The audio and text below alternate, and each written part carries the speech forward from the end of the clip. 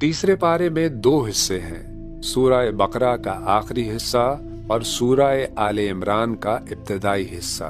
पहले हिस्से में सूरह बकरा का बकिया मजमून बयान हुआ है और इस हिस्से में 3 अहम बातें बयान हुई हैं। सबसे पहले 2 अजीम आयतें, एक आयतुल कुर्सी जो अल्लाह ताला की शान, कुदरत और कामिल इख्तियार को बयान करती है, दूसरी आयत मदाइना जो कुरान की सबसे तवील आयत है, जिसमें लेन देन, कर्ज और मामलात में इंसाफ और दयानत का हुक्म दिया गया है।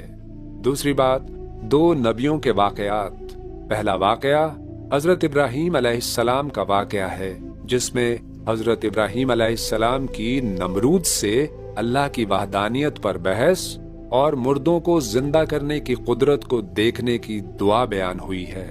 दूसरा वाकया हजरत उज़ैर अलैहिस्सलाम का है कि अल्लाह ताला ने उन्हें 100 साल के लिए मौत दी, फिर दोबारा जिंदा किया ताकि क़यामत पर यकीन वाज़ेह हो जाए।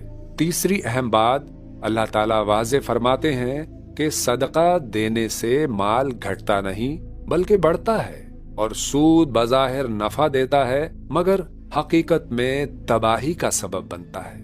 दूसरा हिस्सा। पहली बात सूरह आले इमरान का इब्तिदाई मजमून। यहाँ सबसे पहले कुरान की हक्कानियत बयान की गई है और अहले किताब से गुफ्तगू की गई है।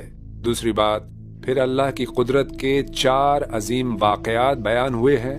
जंग बदर में मुसलमानों की कलील तादाद का कुफ्फार की कसीर तादाद पर गालिब आ जाना, हजरत मरियम अलैहिस्सलाम के पास बेमौसम फल आना, हजरत ज़िक्रिया अलैहिस्सलाम को बुढ़ापे में औलाद का अता होना, हजरत ईसा अलैहिस्सलाम का बगैर बाप के पैदा होना, बचपन में बात करना और जिंदा आसमान पर उठाया जाना।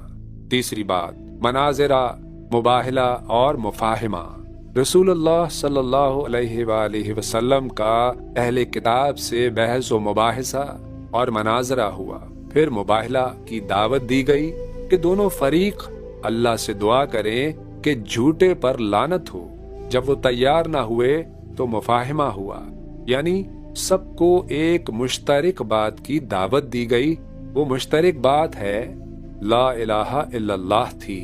चौथी बात अंबियाए साबिकीन से अहद। तमाम पिछले अंबिया से वादा लिया गया था कि जब आखिरी नबी हजरत मोहम्मद सल्लल्लाहु अलैहि वसल्लम तशरीफ लाएं तो वो उन पर ईमान लाएंगे और अपनी उम्मतों को भी उन पर ईमान लाने की तलकीन करेंगे।